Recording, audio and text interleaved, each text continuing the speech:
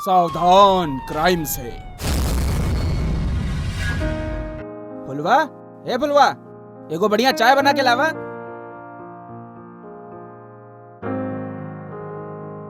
साहब ये ले तो हर चाय। हाँ रख दे, अभी हम काम करता नहीं। मालिक अरे गरम बोला- हो, पी लीजिए नहीं तो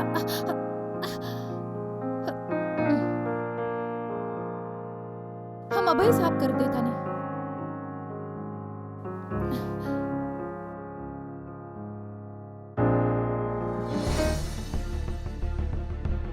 हाँ? फुलवा तोहर दिमाग खराब हो गल का बा?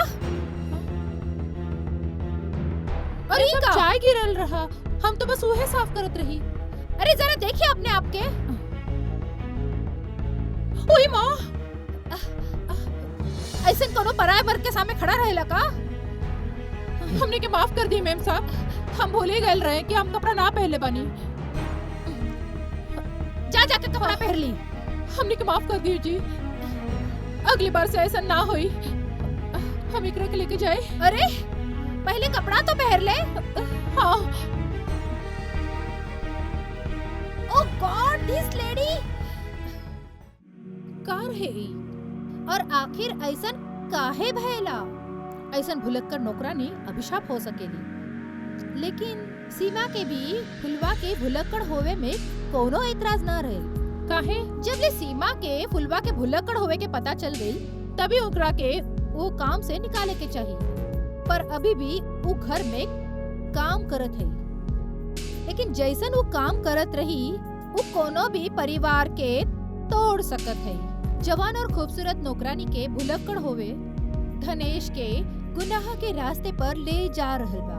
हाँ पर धनेश कबो भी ओकर भुलक्कड़ होवे में कोनो एतराज ना बतावल। आखिर काहे? नमस्कार, हम शरण्याजीत कौर आप सभी के स्वागत करेली सावधान क्राइम से। तो अवल जय देखत है एक दिलचस्प कहानी भुलक्कड़ नौकरानी के।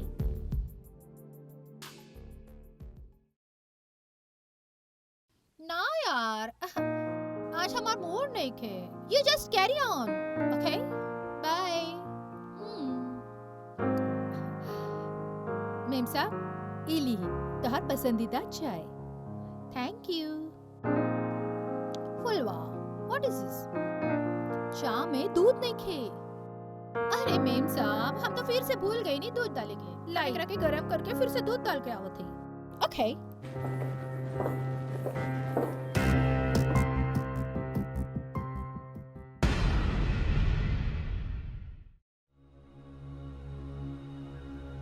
फुलवा, फुलवा, हाउ मच टाइम? कितना टाइम लगी? फुलवा,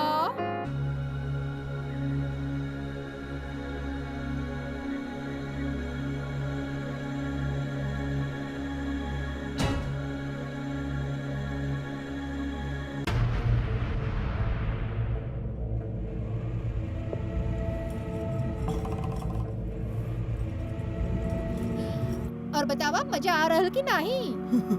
ऐसन काहे करत आड़ी? तुम चुप रहा हो, हमरा के मालिश करे दे। हाँ? हाँ? फुलवा! हाँ? ये क्या कर रहल तू? तू तो चाय में दूध डाल के लावे वाली थी ना? मेम साहब, कैसन लाई दूध डाल के? दूध वाला तो आज आइए नहीं खे। दूध वाला ना आइल? तो ये क्या है? तू ये तो है दूध वाला, जेकर मालिश करे रहे तू। अरे ये तो भुलक्कड़ बानी, पर तोहरा में तो अक्ल बा ना। अगर आज के बाद हमार गैर हाजिरी में तो इधर या इसके आसपास भी दिखाई दे ना, तो तोहरा के हम पुलिस के हवाले कर दे। चल निकल जा यहाँ से। अरे मैडम, हमार कोनो गलती नहीं खे। हम तो एकरा फुलवा के बोलत रहनी कि हम हरिया ना दूध वाला हई, दूधिया, लेकिन ई मनते नहीं खे। अब बताओ एमे हमार का गलती? पूछा एकरा से। मेम साहब, हमका तो ये याद नहीं खे कि ये हमरा से कहले के ना कहले। हम तो एकरा के अपन मर्द हरिया ही समझ ले रहे। अब तो खड़े खड़े हमार मुंह का देखत ताड़ू। हाँ, आरती उतारा तारी। चल जा यहाँ जैसे। अच्छा भाई रहुआ आ गई नहीं तो आज हमारी इज्जत पानी में मिल जाती।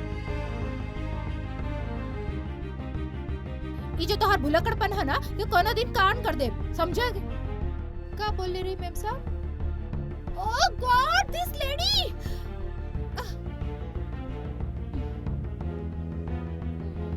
ये दुधिया ही रहे कि हरिया रहे। जे भी है, चला काम करे के जाई था।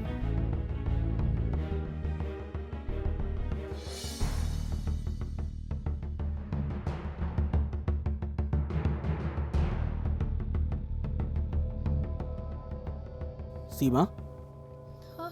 काबिल, तू इतना परेशान काहे बाड़ू? बात तो परेशानी के बाना, वो फुलवा है ना, एक नंबर के भुलक्कड़ बारी। वो भूल गईली कि ओकर पति ओकरा के छोड़ के चल गईली। पता बा आजू का कइले? वो अपन दूध वाला बा ना, ओकर मालिश करे रही, ई सोच के कि वो ओकर पति बा। क्या? या ओह माय गॉड, ओकरा घरे में रखब खतरा से खाली नहीं खे। काहे? तू देख लू ना, आजकल ओकर हरकत ही ऐसन बा। अगर वो कोनो ऐसन वैसन कांड कर देलस तो हमनी के कोर्ट के चक्कर काटे के पड़ी। तू देख लू ना कैसे टॉवल पहन के वो हमरा सामने आ गइल रहे। अगर वो बाहर कोनो ऐसन वैसन हरकत कर देलस तो लोग का कही? अब वो भरोसा के लायक नहीं खे। अरे हम तो ओकरा के अपन मायके से ले आइल और अबले सोती तो हमरा के का दिलस? हां, देखा थे ना वो हमार घर के कितना अच्छा से ख्याल रखत है, कितना अच्छा खाना बनावेली, पूरा दिन काम करत है। अब जरा सा भूला करे तो का करी यार? क्या अच्छा डॉक्टर के बतावे, इलाज कराए के पड़ी। और ओकर ध्यान, ओकर ख्याल हम ना रखब तो कौन रखब? तू ही बतावा। अरे नौकर चाकर के हम अपन ख्याल रखे खातिर रखले बानी। अब तू नौकरानी के ख्याल रखबू। उल्टी गंगा बहाईबू। तू जाना ताड़ू वो भुलक्कड़ बाटे, लेकिन फिर भी अगर वो ऐसन वैसन कोनो हरकत कह दे लस्ता, अगर कोनो और पत्नी होकत ना, तो अब तक हमनी के डिवोर्स हो गइल होत। देखी, you are touching my brain. हां, दिस इज टू मच, बहुत ज्यादा हो गइल। तू ना हमार दिमाग मत खराब। चल जा यहां से और जाई के ना हॉल में जाके सूत जा। का?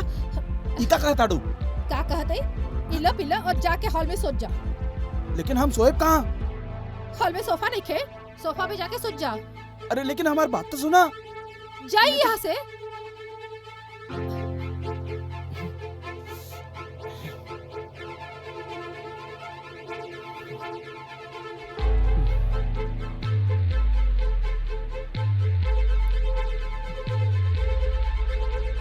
खड़े हमार मुंह ताका तड़ा।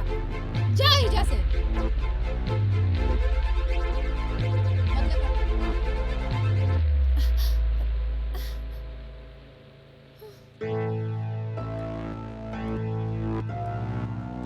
जिंदगी बर्बाद हो गई हमार। कौन मनुष्य घड़ी रहे जब एकरा से बियाह कईनी।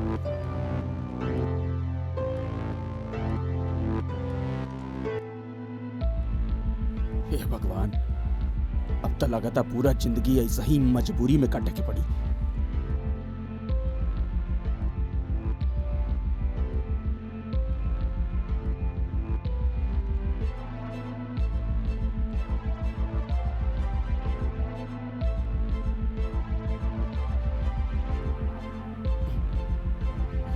पहले कमरा से निकल लो, अब मनावे खाते रहल बाड़ू। तोरा के मनावे की का जरूरत बा? और तू ये जाके काहे सुत गइल? फुलवा, अरे तू सोफे पे काहे सुतल है? त और कहां सोई? अरे तू हमार संगे सुत जा, हम जोरू हां तोहार। और कहां सुत जाई? नहीं, हम ना आइब। हम हरिया ना हई, हम तोहार मालिक हई। अरे हमरा के सब पता बा, जब तोहार मन ना होला ना, तब तो ऐसे नहीं बहाना मारेला। चला हमरे संग। नहीं, अरे चली हमरा संग। छोड़ा। चली। फुलवा हमरा के छोड़ा जाए दा। तू सीमा, तू कहां बाड़ू? अरे तू मेम साहब के काहे आवाज लगावत है? ऊ करी है जाई के, जब तोहार जोरू तोहार साथ है बा। चली, सुत जा। फुलवा हमरा के जाए दा। अरे तोहार नाटक ना बहुत बढ़ गए। और तुझे हमरा के बार-बार छोड़ के भागत है ना, केहू दिन हम तोहार खून कर देब। अब चली लेट जाइए जा, आज हम तोहरा के बहुत प्यार करब।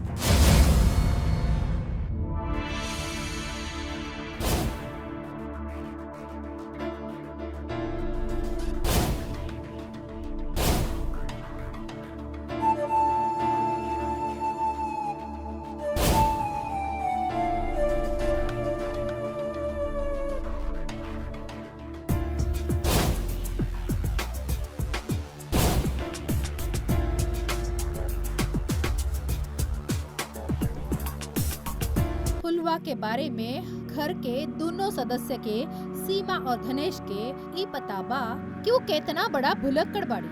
काहे के वो कितना बार ऐसन कुछ करेली जेकरा से साबित भइल बा ऊ जे भी करेली ओकर कुछ समय बाद भूल जाते कि वो का करल बाड़ी। पर कहीं ना कहीं धनेश फुलवा के भुलक्कड़ होवे के फायदा उठावे के चाहेला अपन शारीरिक अरमानों के पूरा करावे के खातिर। का वो कामयाब हो गइल या फिर कहानी में नया मोड़ आ जाई? चलिए देखत जाई।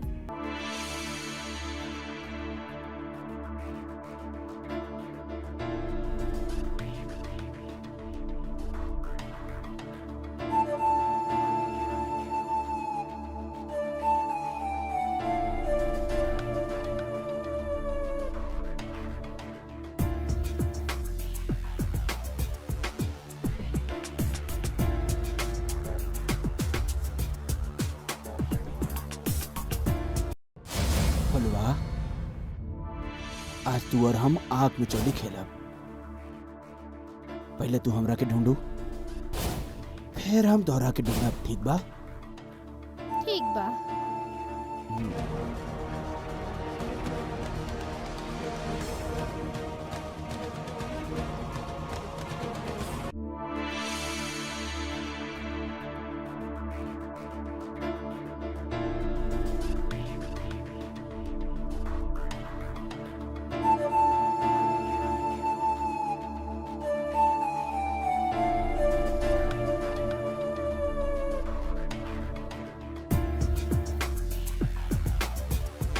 ढूंढा हमरा के?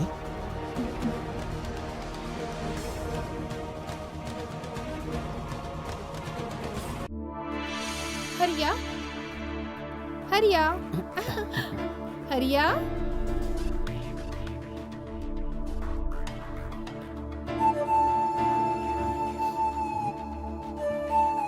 हरिया, हरिया।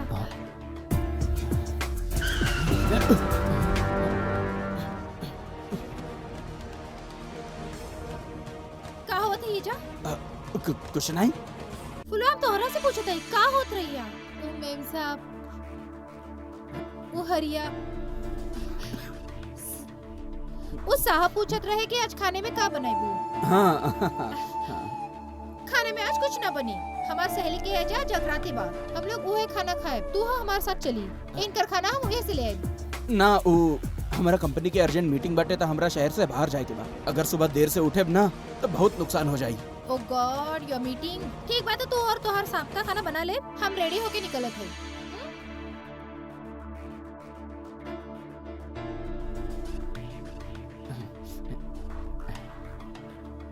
साहब पूछा करिए। हाँ हाँ हाँ।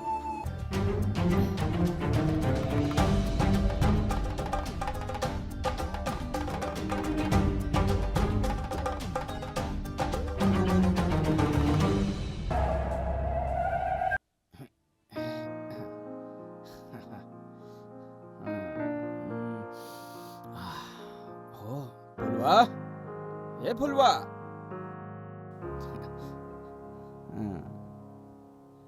काबिल साहब, हम खाना बनावत है, अब बने में थोड़ा वक्त लगी।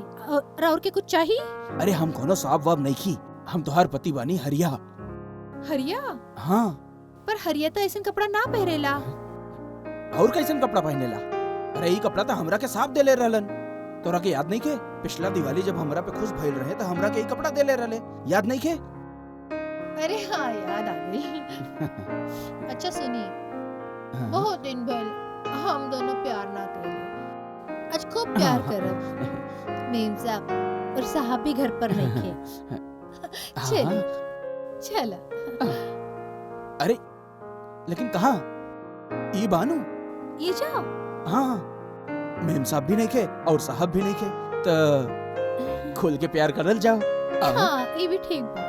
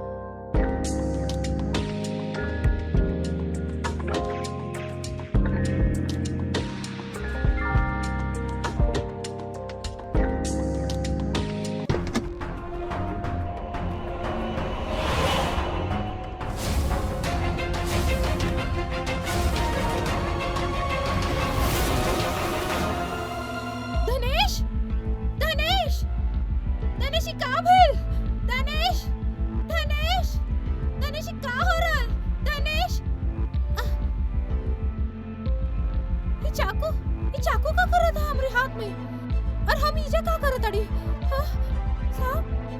सांप के का भेल हमेशा का करत रही तो हमार पति के मार देला हमार गणेश के मार देला हम तोहरा के सहारा देला और तो हमरे ही पति के मार देला हां तो अच्छा नहीं के कहलो तोहरा के ना छोड़ दरेश क्या ना छोड़ा तो हमरा के पति के मार देले हम एकरा के नाम मार ले हमार यकीन करी ये ना कहले Oh God, hello, police station. I'm calling from Bangla number 4. हमार पति, हमार murdered. Yeah, शांति मिला, come. अब देखिए, तो हमार पति के मार दिला। ना मार के हम कुछ ना कहली, हमार पता नहीं कि चाकू हमार हाथ में कैसे आ गए। धनेश उठो ना कॉल कौन कैलस? हम कहले रही एक हमार पति के मार डाले जा आई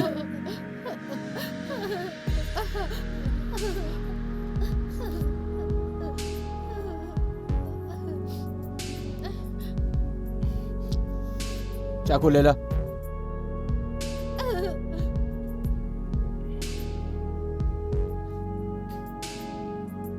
के बाड़ी ई हमार गांव वाली फुलवा जब इनकर मर्डर भइल तब रउआ कहाँ रहनी? हमार सहेली कल्पना उनके घर जगराता रहा वो आ गई रेल हम पति से कहले रही के साथ चले के पर ओकरा के कोनो जरूरी काम रहा ऐसे ना आइल और वो वजह बन गई इनकर मौत की। कांस्टेबल ले चल एकरा के।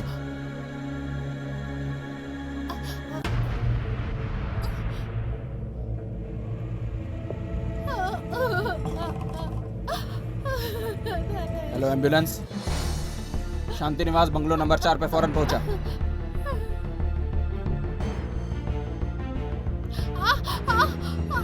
बता काहे मार दिले अपन मालिक के? हम ना मार ले रहे हैं साहब के। तो फिर ओकरा बेडरूम में कैसे पहुंच गइलू? हमने के ना पता कि हम साहब के बेडरूम में कैसे पहुंच गए। वो तो हमरा के कहत रहे कि जाके किचन से पानी ले आवा और हम भी जाके पानी पी ली। उसके बाद हमरा के कुछ भी याद नहीं। साहब ऐसा लगा था कि ऐसा ना मारे, इनको पिटाई करे के पड़ी। बता सच बता काहे मारला अपन मालिक के? बतावत साहब बात ये है कि हम भुलक्कड़ ना हो साहब। मालकिन से बचे खातिर और साहब से संबंध बनावे खातिर हम भुलक्कड़ बने के नाटक करत रही। काहे कि हमार मर्द हमरा के छोड़ के चल गेल और हमार भी शारीरिक जरूरत रहा और के पता नहीं के साहब कि मालिक और मालकिन में अच्छा रिश्ता ना रहल। यही बात के हम फायदा उठावेले। हमरा के पता रहा साहब मालिक के नजर हमरा पे पहला से ही गंदा रहा, यही से हम भुलक्कड़ बने के नाटक कैले बने। साहब राउर खुद सोची जब हमार जरूरत मालिक से पूरा होवत है तो हम उनकर खून काहे करत? राउर खुद ही सोची।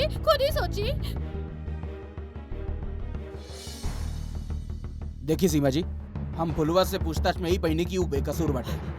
वो बेकसूर नहीं खे, शी इज मर्डरर। झूठ बोला ताड़ी।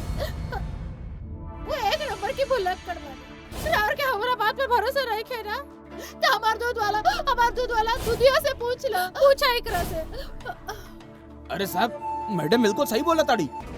एक दिन फुलवा घर पे हमरा के अकेले में पकड़ लेलस। अरे दुधिया इतना परेशान काहे बड़? अरे वो जो फुलवा बाड़ी ना फुलवा सीमा की नौकरानी बनी। हाँ अब वो कौन नया कांड कर दिलस?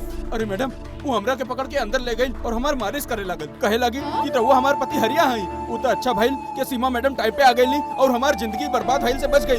पता ना कौन वजह बा जिस सीमा अपन घर में भुलक्कड़ नौकरानी रख दिलस। आज के बाद हम घर में देखब भी ना। हम तो घर की तरफ कब ना देखे। हे भगवान। अच्छा ठीक बा जा। ठीक बा साहब। देखिए सीमा जी, हम जब सीसीटीवी फुटेज निकलनी तो हमरा रउआ के झूठ के बारे में पता चल गई बाटे। जौन भी रउआ कहानी बताईनी हा वो पूरा झूठ बाटे। पूरा रउआ सुबह ना बल्कि घर से निकले के 2 घंटा बाद ही वापस आ गई रहनी। फिर ओकरा थोड़ा देर बाद फिर से रउआ चल गई रहनी। और हमरा तफ्तीश में इहो पता चल बाटे कि रउआ खुद धनेश के 1 साल पहले 5 करोड़ के बीमा करवले रहनी। और फुलवा इहो बतावलस कि रउरा पति के संगे रउरा संबंध ठीक नहीं खे रहल। अब झूठ बोले से कोनो फायदा नहीं खे, सच सच बतावा। पर इंस्पेक्टर साहब, लेकिन वेकिन कुछ ना। अब रउआ पुलिस के गुमराह करे के कोशिश ना करी। कहीं के ई कत्ल में रउआ के गुनहगार होके के हमरा पास पुख्ता सबूत बाटे। और कल तक फॉरेंसिक रिपोर्ट भी आ ही जाई। फिर और कोई भी नया झूठ काम ना आई। अब रउआ बताएं कि रउआ काहे मरली? हाँ बतावा। इंस्पेक्टर साहब, हमार कोनो औलाद नहीं के और अपन सारी प्रॉपर्टी वो भतीजा के नाम करे के चाहताड़ा। यही से हम फुलवा के भुलक्कड़ होवे के फायदा उठा लेलस। और जे दिन जगराता में गइल वो दिन हम प्लान बना दिलस कि वक्त इनकरा के खत्म करे के पड़ी। ओ गॉड, योर मीटिंग। तू तोहार और साहब के खाना बना दी, हम रेडी होके निकले थे।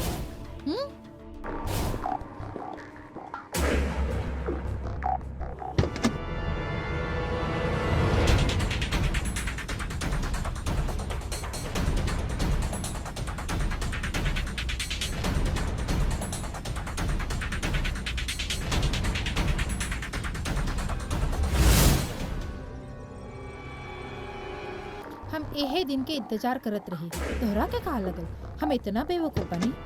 हमनी के पता नहीं थे कि तोहार और फुलवा के बीच में का चल रहा। हाँ, हमनी के तो इंतजार रहे। अब देखी हम का करत आड़ी।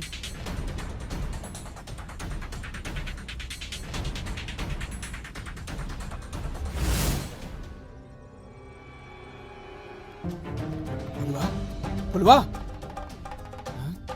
का भाई लग रहा थी। फुलवा फुलवा फुलवा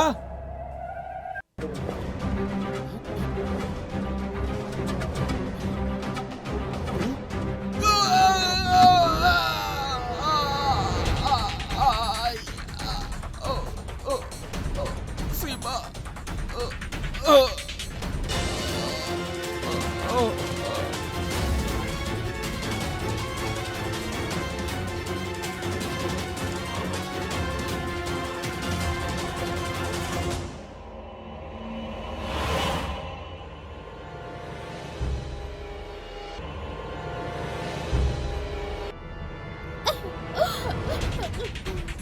हमरा के ओकर मारे के कोनो अफसोस नहीं के। हमारे संगे विश्वासघात करत रहा। फुलवा के संगे रिलेशन बनावे के चाहता ना, काहे कि वो भुलक्कड़ रही। शायद रउआ के पता नहीं खे सीमा जी। फुलवा कोनो भुलक्कड़ नहीं खे, वो भुलक्कड़ होए के नाटक करत रहली। जी हाँ। कांस्टेबल ले चले एकरा के।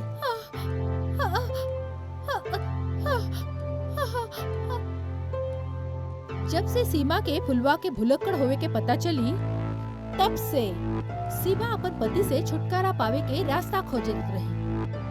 अपन प्लान के मुताबिक सीमा धनेश के एक ऐसा इंश्योरेंस बना लेलन कि धनेश के मौत के बाद उनकर सारी प्रॉपर्टी उनकरा के मिली। साथ में इंश्योरेंस के सारा पैसा उनकरा के ही मिली।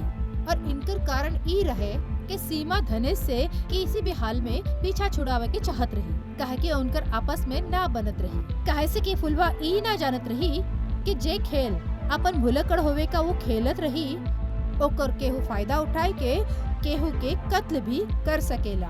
पुलिस कत्ल के इल्जाम में गुनाह साबित होवे के बाद सीमा के तो सलाखे के पीछे पहुंच ही दिया, पर बेकसूर होवे के वजह से फुलवा के छोड़ दिलस। मगर कहीं ना कहीं ई कत्ल के पीछे फुलवा भी गुनहगार रही। यही से दोस्तों, हमरो तोहरा के इतना ही कहे के बा कि आपन स्वार्थ के लिए केहू भी काम ऐसा मत करी है जेकर अंजाम बहुत भयानक हुई और आप लोग गुनहगार बन जाई। अब हम मिलत है अगला एपिसोड में एक बढ़िया सी कहानी लेकर। तबले सुधी अपन ख्याल रखी। जय हिंद, जय भारत।